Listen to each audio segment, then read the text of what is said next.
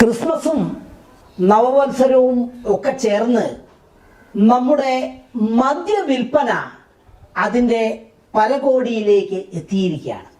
സർക്കാരിനെ സംബന്ധിച്ചിടത്തോളം അത് വലിയ ഒരു സന്തോഷം നൽകുന്ന കാര്യം തന്നെയാണ്. സർക്കാർ അധികൃതർക്കും സംബന്ധിച്ച് നികുതി വരുമാനം വളരെയധികം വർദ്ധിച്ചിരിക്കുന്നു. നമുക്കറിയാം, കേരളത്തിൻ്റെ തനത് വരുമാനത്തിൽ ഏകദേശം 25% മദ്യത്തിൽ നിന്നാണ്. ഈ മദ്യത്തിൽ നിന്ന് ഈ വരുമാനം ഉണ്ടാകുന്നത് എങ്ങനെയാണ്?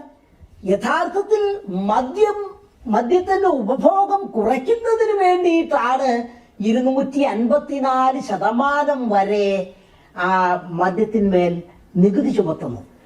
ഞാൻ ഇതുമായി ബന്ധപ്പെട്ട ഒരു വിവരാവകാശ അപേക്ഷ നമ്മുടെ എക്സൈസ് വകുപ്പിന് കൊടുത്ത് അത് 25 ഇന മദ്യങ്ങളുടെ വാങ്ങുന്ന വിലയും വിൽക്കുന്ന വിലയും എടുത്തു. അതിൽ നിന്ന് എനിക്ക് മനസ്സിലായത് 100 രൂപയ്ക്ക് വാങ്ങുന്ന മദ്യം 1100 രൂപയ്ക്ക് വരെയാണ് വിൽക്കുന്നത്. ഇതിലൂടെ യഥാർത്ഥത്തിൽ എന്താണ്? മദ്യത്തിന്റെ ഉപഭോഗം കുറയുന്നുണ്ടോ? ഇല്ല. മദ്യം ഒരു അവശ്യ വസ്തുവായി മാറിയിരിക്കുന്നു. അതൊരു ആഡംബര വസ്തുവല്ല. നമ്മുടെ മലയാളികളെ സംബന്ധിച്ചിടത്തോളം മദ്യം ഒരു അവശ്യ വസ്തുവാണ്. യഥാർത്ഥത്തിൽ 1996 ചാരായ നിരോധനം വന്നപ്പോൾ അത് എല്ലാവരും വിചാരിച്ചത് മദ്യത്തിന്റെ ഉപഭോഗം കുറയുന്നത് കേരള സമൂഹത്തിന് ഗുണമാണ് എന്നുള്ളതാണ്. പക്ഷേ എന്താണ് യഥാർത്ഥത്തിൽ സംഭവിച്ചത്? വെറും 100 രൂപയ്ക്ക് 50 രൂപയ്ക്കുമൊക്കെ ചാരായം കിട്ടിയിരുന്ന കാലത്ത് നമ്മുടെ സ്ത്രീകളുടെയും കുട്ടികളുടെയും ഉപഭോഗത്തിൽ നിന്ന് കുറച്ച് അവിടുത്തെ പുരുഷ പ്രജകൾക്ക് മദ്യത്തിന് വേണ്ടി പണം കണ്ടെത്തേണ്ടതായ ആവശ്യമില്ലായിരുന്നു. ചാരായ നിരോധനത്തിന് ശേഷം നമ്മുടെ ഈ Indian made foreign liquor IMFL എന്ന ഈ മദ്യം യഥാർത്ഥത്തിൽ ചാരായത്തിൽ കുറച്ച് എസൻസും ഒക്കെ ചേർത്ത് കളർ മാറ്റിയതൊക്കെ ഉള്ളൂ. യഥാർത്ഥത്തിൽ അത് വളരെ കുറഞ്ഞ വിലയുള്ള ഈ വിദേശ മദ്യം എന്നൊക്കെ പറയുന്നത് അത് തന്നെയാണ്. ചാരായത്തിന് ചെറിയ നിറം മാറ്റൽ മാത്രമുള്ളൂ. അപ്പോൾ ചാരായം നിരോധിച്ചതിന് ശേഷം വേറൊരു ചാരായം ഉയർന്ന വിലയ്ക്ക് സാധാരണ ജനങ്ങളെ കുടിപ്പിക്കാൻ നിർബന്ധിക്കുകയാണ് കേരളത്തിലെ സർക്കാരുകൾ ചെയ്തത്.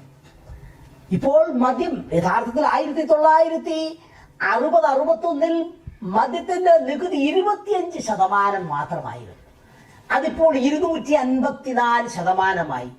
മദ്യത്തിന്റെ ഉപഭോഗം കുറഞ്ഞിട്ടില്ല. അപ്പോൾ ഇതിന്റെ പരിഹാരം എന്താണ്?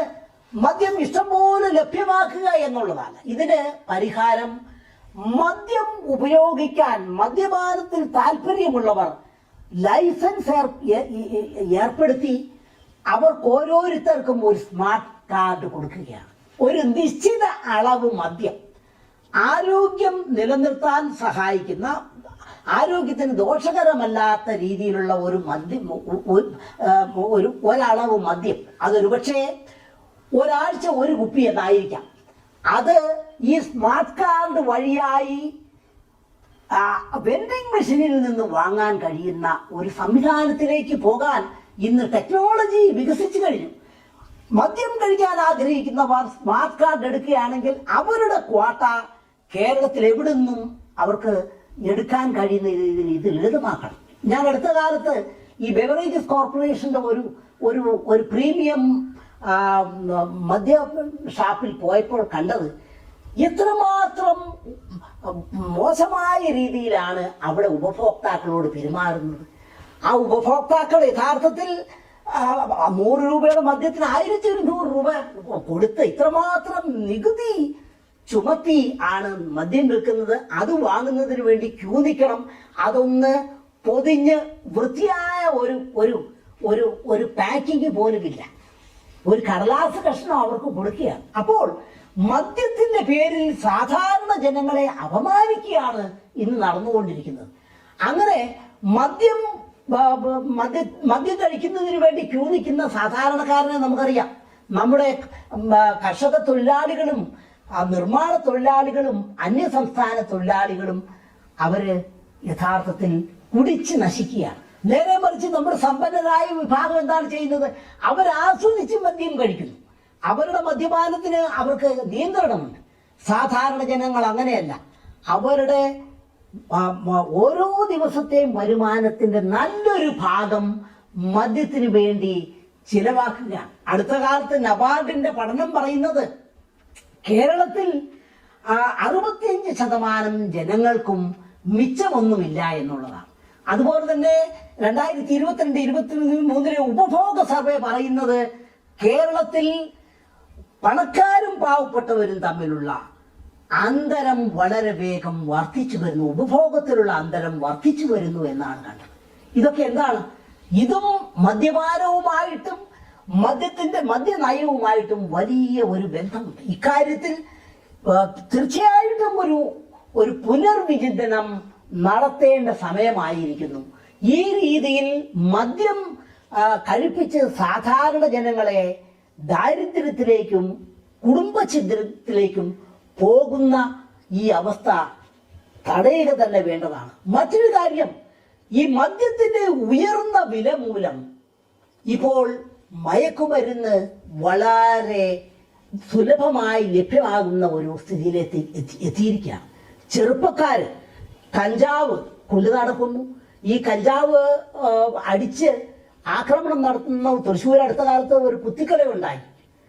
അതിൽ ഉൾപ്പെട്ടവരെ 14-15 വയസ്സുള്ള ചെറുപ്പക്കാരെന്നവരെ വിളിക്കാൻ പറ്റില്ല, കൗമാരക്കാരാണ്.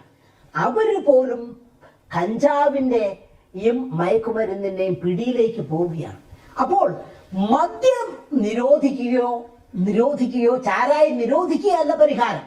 ആരോഗ്യകരമായ മദ്യപാനം പ്രോത്സാഹിപ്പിക്കുകയാണ് വേണ്ടത്. അതിനുവേണ്ടി ഒരു നിശ്ചിത അളവ് മദ്യം ലൈസൻസോടുകൂടി കുറഞ്ഞ വിലയ്ക്ക് ലഭ്യമാക്കുന്ന ഒരു പദ്ധതിയിലേക്ക് കേരള സമൂഹം മാറണം. അക്കാര്യത്തിൽ വ്യാപകമായ ചർച്ച ആവശ്യമായിട്ടുണ്ട്. അതിനു പകരം മദ്യത്തിന് മേൽ ഉയർന്ന നികുതി ചുമത്തി വലിയ വരുമാനം ഉണ്ടാക്കി അതിലൂടെ കുറെ പേർക്ക് ശമ്പളവും പെൻഷനും കൊടുക്കുകയാണ് സർക്കാരിന്റെ കർത്തവ്യം എന്ന രീതിയിലുള്ള ഒരു ചിന്താഗതി മാറേണ്ടിയിരിക്കുന്നു. പ്രത്യേകിച്ച് നമ്മുടെ മദ്യവിരുദ്ധ സംഘടനകൾ അതിലൊക്കെ ധാരാളമായിട്ട് ബാറുകൾ നടത്തുന്ന ക്രൈസ്തവർ തന്നെയാണ് അതിൽ മുന്നോട്ട് വന്നിട്ടുള്ളത് എന്നുള്ളത് ലജ്ജാകരമാണ്. എന്തുകൊണ്ട് അവര് മദ്യ നിരോധനത്തിനും മദ്യവിരുദ്ധതയ്ക്കും വേണ്ടി നിൽക്കുന്നു എന്ന് പറഞ്ഞു കഴിഞ്ഞാൽ അവർക്കറിയാം മദ്യത്തിന്റെ മേൽ ഉയർന്ന നികുതി ചുമത്തുന്നത് മൂലമാണ് മറ്റുള്ള നികുതി ഭാരം കുറഞ്ഞിരിക്കുന്നത്. അപ്പോൾ പാവപ്പെട്ടവരും പുറമ്പോക്കിൽ കിടക്കുന്നവരും മദ്യത്തിലൂടെയും ലോട്ടറിയിലൂടെയും അതുപോലെ തന്നെ പെട്രോളിലൂടെയും ഉയർന്ന നികുതി ഭാരം അവരുടെ മേൽ ഏൽപ്പിച്ചു കഴിഞ്ഞാൽ തങ്ങളുടെ മേലുള്ള നികുതി ഭാരം കുറയും എന്ന സത്യം അവർക്കറിയാം. അതുകൊണ്ടാണ് ഈ മദ്യനിരോധനം, മദ്യവിരുദ്ധ സമിതികൾ എന്നൊക്കെയുള്ള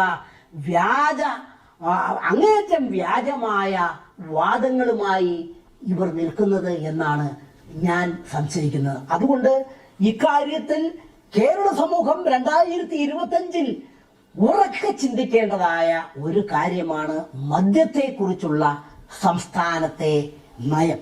അത് പൊളിച്ചെഴുതാതെ കേരളത്തിലെ അക്രമങ്ങൾ കുറയുകയില്ല, കുടുംബ ബന്ധങ്ങളിലുള്ള തകർച്ചകളിൽ കുറവുണ്ടാവുകയില്ല, മയക്കുമരുന്നിന്റെ ഉപഭോഗം കുറയുകയില്ല.